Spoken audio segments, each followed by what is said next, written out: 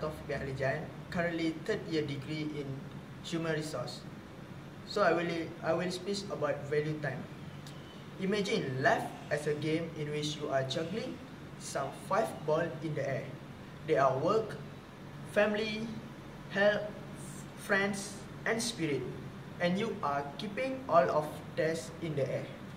You will soon understand that work is a rubber ball. If you drop it, it will bounce back. But the other 4 balls, family, health, friend, and spirit, are made of glass. If you drop one of these, they will be scuffed, marked, nicked, damaged, or even shattered. They will never be the same. You must understand that and strive for it. Work efficiently during office hours and leave on time. Give the required time to your family, friend, and have a proper rest. Value has a value only if its value is valued. I'm Taufik Alijan, your next presenter.